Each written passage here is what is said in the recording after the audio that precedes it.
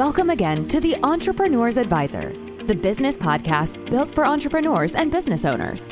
Join your host, Chip Schweiger, and his guests as they talk about proven strategies that can help you level up your company to go from 7 figures to 8 and from 8 figures to 9. If you're a business owner, investor, or industry insider looking for actionable tips to make more money, improve profits, and increase the value of your business, you're in the right place.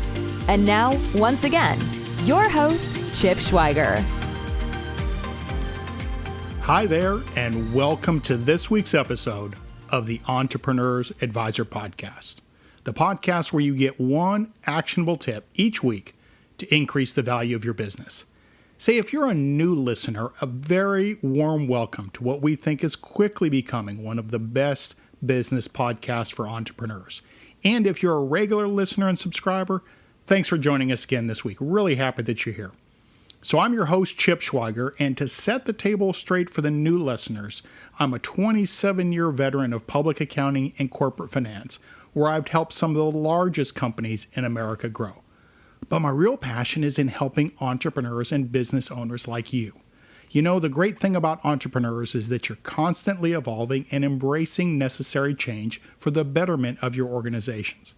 And as seasoned growth consultants and coaches, we're no different. So before we get started this week, I wanted to once again connect the dots just a bit. We recently rebranded both this podcast and the growth advisory firm I founded. If you used to listen to and enjoy the Entrepreneur's Accountant podcast, you're still in the right place. We changed our firm name, changed our logo, and refreshed our value proposition to broaden our focus to entrepreneurs and business owners like you. We also renamed this podcast to the Entrepreneur's Advisor Podcast because we do a whole lot more than just accounting. In fact, the new name represents the time-honored vision our clients possess to grow their businesses in true entrepreneurial style. Whether you want to exit your business in the near future or continue to run your company with more freedom, our experienced advice can help you achieve your goals. Now, new is fun and exciting, but change can also sometimes be uncomfortable. So I want to assure you in very clear terms that what hasn't changed at all is our commitment to the growth of your business. In fact, that passion is strengthened by our rebranding. So with that cleared up, let's talk about one of the most interesting phenomenon you'll ever see with entrepreneurs, and that's what we call the hub and spoke owner. So what the heck am I talking about? Well, if you were to draw a picture that visually represents your role in your business, what would it look like? Are you at the top of a traditional Christmas tree-like organization chart, or are you stuck in the middle of a business like a hub and a bicycle wheel? As anyone has tried to fly United when O'Hare has been hit by a snowstorm knows, a hub and spoke model is only as strong as the hub. The moment the hub is overwhelmed, the entire system fails. Acquirers generally avoid hub and spoke managed businesses because they understand the dangers of buying a company too dependent on the owner.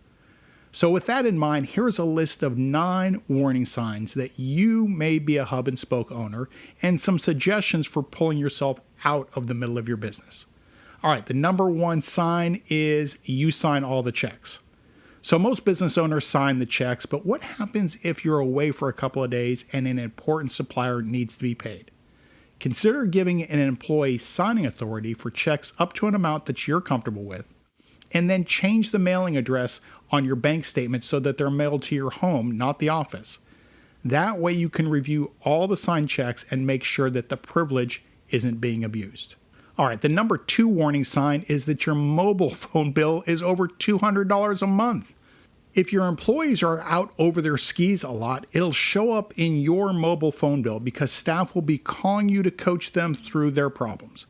Ask yourself if you're hiring too many junior employees. Sometimes people with a couple of years of industry experience will be a lot more self-sufficient and only slightly more expensive than the greenhorns.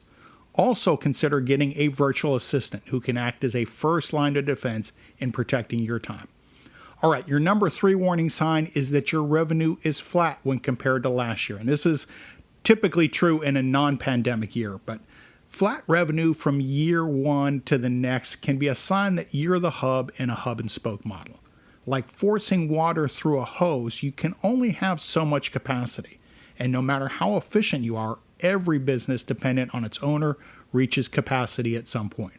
So consider narrowing your product and service line by eliminating technically complex offers that require your personal involvement, and instead focus on selling fewer things to more people.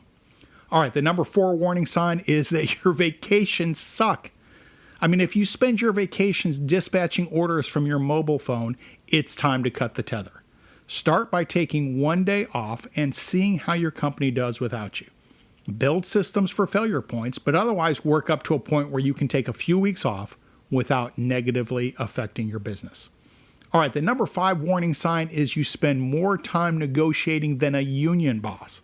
So if you found yourself constantly having to get involved in approving discount requests from your customers, you are the hub.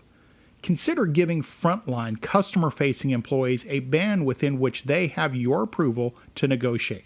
You may also want to tie salespeople's bonuses to gross margin for sales that they generate so that you're rewarding their contribution to profit, not just chasing skinny margin deals. All right, the number 6 warning sign is if you're the one closing up every night, you may be the hub in the hub and spoke model. If you're the only one who knows the close-up routine in your business, like counting the cash and lock the doors and set the alarm, then you are very much a hub. So here's how you fix that one. Consider writing an employee manual of basic procedures, which is the close-up routine, the email footer to use, maybe voicemail protocol. Write those basic procedures for your business and give it to all the new employees on their first day on the job. All right, the number 7 hint that you may be a hub and spoke owner is you know all of your customers by first name. Now, it's good to have the pulse on your market, but knowing every single customer by first name can be a sign that you're relying too heavily on your personal relationships being the glue that holds your business together. So how do you address this one? Well, consider replacing yourself as the rainmaker by hiring a sales team. And as inefficient as it may seem, have a trusted employee shadow you when you go meet customers over time so that your customers get used to dealing with somebody else. The number 8 hint is that you get all the tickets.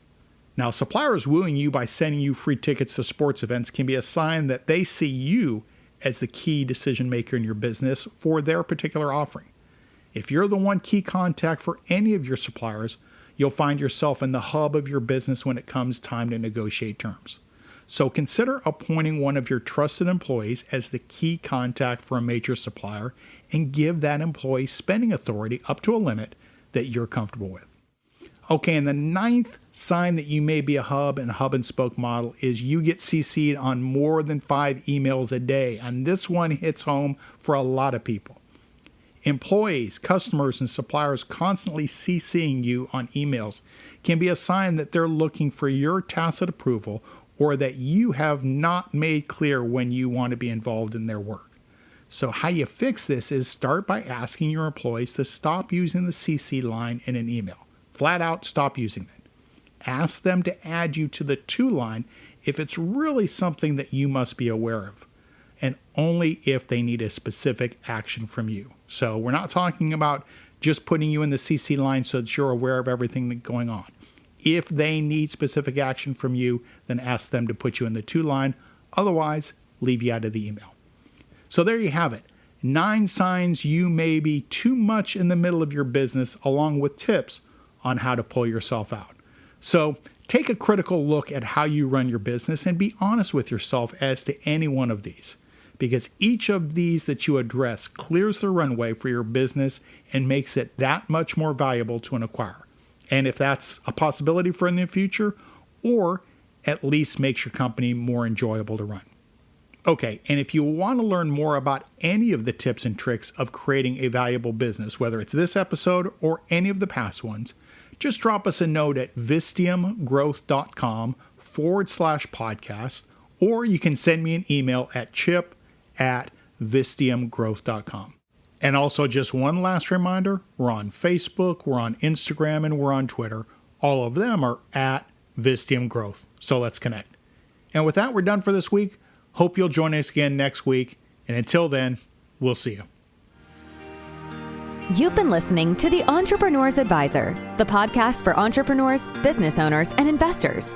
If you've enjoyed today's episode, please subscribe to this podcast.